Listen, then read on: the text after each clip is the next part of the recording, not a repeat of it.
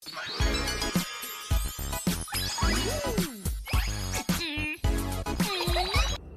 un cordial saludo de parte de una servidora y su equipo concluyente para la elaboración del presente proyecto, en el cual hablaremos de límites, abarcando desde su historia hasta cómo está definido actualmente. Límites. Como todo tiene un antecedente, hoy hablaremos de la historia de los límites. Esto tiene origen en la antigua Grecia, donde los griegos utilizaban los procedimientos basados en los límites como una alternativa para calcular áreas de algún cuerpo o alguna figura geométrica, principalmente el círculo, en el que se utilizaban signos como el mayor que y menor que. Este consistía en cubrir el área de dicho cuerpo de interés a través de triángulos, donde al final se sumaban las áreas de dichos triángulos para obtener el área total de la figura de interés. Es hasta que Newton y Leibniz, los inventores del cálculo, aparecen. Sin embargo, estos no logran dar una definición concreta de lo que se refiere a límites. Es hasta que aparece el matemático francés Auguste Cauchy, nacido en 1758, que fue el primero en desarrollar la definición rigurosa del límite. Con base a esto se llevan a cabo el análisis de dichos textos piloto o libros que dan brecha a la introducción de la matemática moderna al nivel medio superior. El límite actualmente se define como el límite de una función en un punto X, en donde examina el comportamiento de los valores de la función, cuando los valores X se aproximan al punto X inicial, para tener una idea de la complejidad del problema en el que se resolverá la función. Una vez que hemos aprendido algo sobre la historia de los límites, es importante que conozcamos sus propiedades para poderlos poner en la práctica. Hay muchas propiedades de los límites, operaciones que nos ayudan a resolver límites más complejos. Uno de ellos es la unicidad de los límites. Esto nos dice que un límite solo tiene como resultado una opción y no puede tener más de un límite, porque de lo contrario ya no estamos hablando de un límite.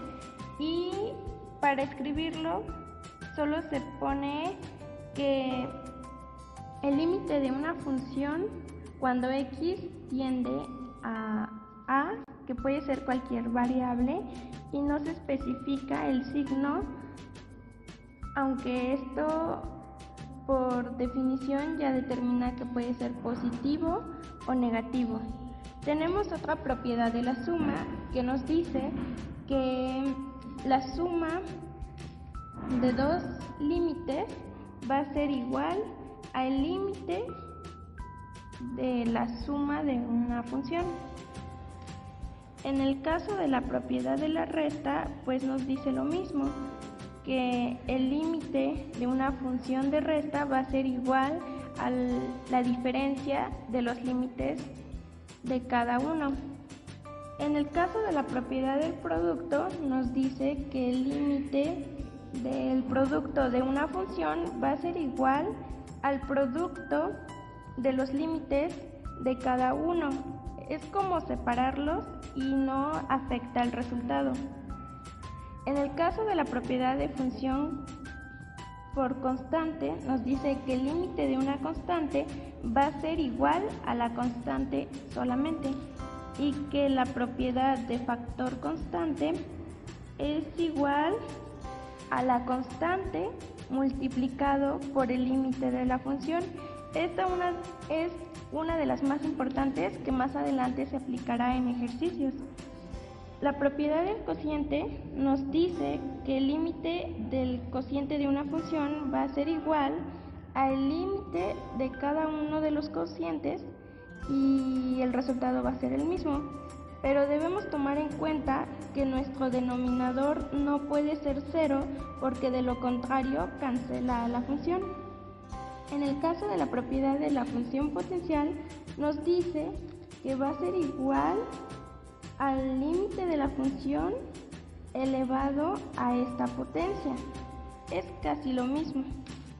En el caso de la propiedad de la función exponencial, nos dice que va a ser igual a la potencia de la base que nos están dando elevada al límite del exponente de esta base.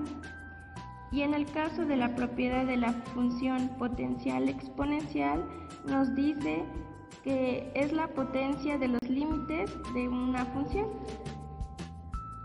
En la propiedad de la raíz, esta es igual a la raíz del límite. Y en el caso de que n tenga valores pares, la función debe ser mayor a 0. Por ejemplo, cuando tenemos una raíz elevada al cuadrado, a la cuarta o a la sexta y así sucesivamente. En el caso de la propiedad de la función de un logaritmo, nos dice que esto va a ser igual al logaritmo por el límite de la función. Como se han dado cuenta, en todas las propiedades es lo mismo, solo que expresado de diferente manera. Esto nos ayuda a resolver los límites que son muy complejos, pero de una manera fácil y visualmente se nos hace como más comprensible y de esta manera podemos solucionar los problemas. Así como los límites poseen propiedades, también poseen determinaciones. En la indeterminación de un límite se dice que existirá cuando el resultado no sea un número ni al infinito positivo ni al infinito negativo. Para ello debe estudiarse con más detenimiento para llegar a resolverlo. Es decir, cuando tenemos un límite f de x cuando x tiende a p, es indeterminado cuando su resultado es 0 sobre 0, infinito sobre infinito, 0 al infinito o infinito positivo al infinito negativo. La resolución de estos tipos de principales indeterminaciones. Hablaremos paso a paso cada una de ellas. La indeterminación del tipo 0 sobre 0. Generalmente se trata de un cociente de polinomios de manera en que ambos polinomios se anulan en el punto en el que se calcula el límite. Para resolver estos casos se debe dividir el numerador y el denominador entre x menos b. La siguiente indeterminación es del tipo infinito sobre infinito. Dicha indeterminación generalmente se trata de un cociente de polinomios siendo p igual al infinito positivo o al infinito negativo. La siguiente indeterminación es del tipo 0 al infinito positivo. Los límites del tipo límite de f de x por g de x cuando x tiende a p se puede resolver con la modificación f de x por g de x será igual a g de x sobre 1 sobre f de x. De esta manera se transforma en una determinación del tipo infinito sobre infinito. Finalmente hablaremos de la determinación infinito al infinito negativo. Esta indeterminación es muy usual entre funciones que contienen raíces. Es una expresión con una diferencia de funciones. En estos casos se suele multiplicar y dividir la función por sus conjugados, es decir, por la misma expresión a la que se le cambia el signo positivo o negativo. Ahora hablaremos acerca de un tipo de límite que se conoce actualmente, que son los límites al infinito. Para eso comenzaremos con la definición. Se dice que existe un límite infinito cuando la función f de x llega a valores que crecen continuamente. Esto nos quiere decir que puede hacer la función tan grande como se quiera. Se dice que f de x diverge a un infinito. Para ello, el valor al que tiende a la variable independiente x puede ser tanto como un número finito como tender al infinito. Para conocer un poco más acerca de estos límites infinitos, sabemos que existen otros dos tipos, que son crecientes y decrecientes. Para ello comenzaremos a definir los límites crecientes, que dice que se va una función f definida en todo número en algún intervalo abierto que contenga a, excepto en x va a ser igual a. Cuando x tiende a, f de x crece sin límite, lo cual se puede describir como el límite de f de x tiende a va a ser igual a infinito. Ahora hablaremos del crecimiento infinito, que esto nos dice que sea una función de f definida en todo número de algún intervalo abierto que contenga a, excepto en x igual a a. Cuando x tiende a a, f de x decrece sin límite, lo cual se describiría como límite de f de x que x tiende a igual a menos infinito. Existen diferentes tipos de límites infinitos. Para ello abarcaremos algunos tipos. El primero nos dice que el límite infinito cuando x tiende a a. Esto es para cualquier valor de la función f de a. Existe un entorno pequeño alrededor de a en el que se cumple que f de x es mayor que f de a. Otro nos dice que el límite va a ser igual a menos infinito cuando x tiende a a. Para cualquier valor de la función f de a, existe un entorno pequeño alrededor de a en el que se cumple que f de x es menor a f de a. Casos de límites de infinito cuando x tiende al infinito. Otro más es el límite que es igual a infinito cuando x tiende a infinito. Este es para cualquier valor de la función f de a positivo, por muy grande que sea, siendo a mayor que 0. Siempre encontraremos otro f de b tal que si b es mayor que a, entonces f de b va a ser mayor que f de a. Otro más nos dice que el límite va a ser igual a infinito cuando x tiende a menos infinito. Y este es para cualquier valor de la función f de a positivo, pero muy grande que sea cuando a es menor que 0. Siempre encontraremos otra función que sería f de b tal que si b es menor que a, entonces f de b va a ser mayor que f de a. Otro límite nos dice que es igual a menos infinito cuando x tiende a infinito, y este será dado para cualquier valor de la función f de a negativo, por muy grande que sea en su valor absoluto. Siempre encontraremos otro f de b tal que si b es mayor que a, entonces f de b va a ser menor que f de a. Por último encontramos el límite que es menos infinito cuando x tiende a menos infinito, y este es para cualquier valor de la función f de a positivo o negativo, por muy grande que sea su valor absoluto. Siempre encontraremos otro f de b tal que si b es menor que a, entonces f de b va a ser menor que f de a.